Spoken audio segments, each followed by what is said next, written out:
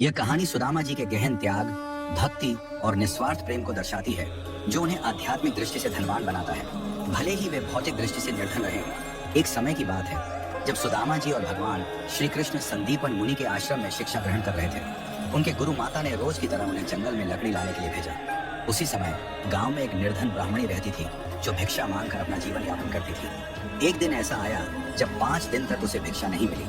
भूख से व्याकुल वह हर दिन पानी पीकर भगवान का नाम लेकर सो जाती थी, ये सोचकर कि भगवान उसकी सहायता अवश्य करेंगे। 6वें दिन उसे भिक्षा में 2 मुट्ठी चना मिले। ब्राह्मणी बहुत खुश हुई और सोचने लगी कि अब वह अगले दिन इन चनों को भगवान वासुदेव को भोग लगाकर खाएगी। इस विचार के साथ उसने चनों को कपड़े में बांध कर रख दिया और भगवान का नाम जपते जपते सो गई। रात में कुछ चोर उसके घर में घुस आए।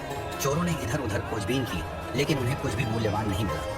अंत में उन्होंने कपड़े में बंधी छनों की पोटली देखी और यह सोचकर उठा लिया कि इसमें सोने के सिक्के होंगे। ब्राह्मणी जाग गई और शोर मचाने लगी। गांव के लोग चोरों को पकड़ने के लिए दौड़े और चोर डर के मारे भाग गए। चोर भागते हुए संदीपन मुनि के आश्रम में छिप गए, जहां गुरु माता ने उनकी आहट सुनकर बाहर आकर देखा। चोर डर गए और पोटली वहीं छोड़कर भाग निकले। सुबह गुरु माता ने आश्रम में झाड़ू लगाते समय पोटली को देखा और उसमें चने पाए। उन्होंने पोटली सुदामा जी को दी और कहा, बेटा, जब जंगल में भूख लगे तो ये चने तुम दोनों खा लेना। सुदामा जी जन्मजात ब्रह्मज्ञानी थे। जैसे ही उन्होंने पोटली को हाथ में लिया, उन्हें पोटली के चनों का रहस्य ज्ञात हो गया।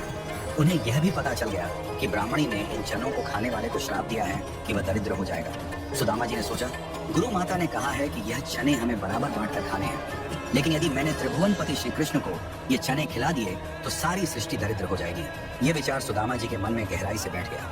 उन्होंने निर्णय लिया कि वे अपने प्रिय मित्र श्री कृष्ण को यह चने नहीं खाने देंगे। उन्होंने कहा, मैं इन चनों को स्वयं खा लूंगा, लेकिन अपने प्रभु को नहीं दूंगा। मेरे जीवित रहते मेरे प्रिय प्रभु दरिद्र हो जाए, ऐसा मैं कभी नहीं होने दूंगा। इस प्रकार सुदामा जी ने सारा श्राप अपने ऊपर ले लिया और सारे चने स्वयं खा लिए। अपने त्याग और मित्रता के कारण उन्होंने श्री कृष्ण और पूरी सृष्टि को दरिद्रता से बचा लिया। ये कहानी सुदामा जी की निस्वार्थता और श्री कृष्ण के प्रति उनकी अटूट भक्ति को दिखाती है। उनके इस अद्वितीय त्याग ने उन्हें आध्यात्मिक दृष्टि से इतना धनवान बना दिया कि उनका नाम युगों युगों तक याद रखा जाता है।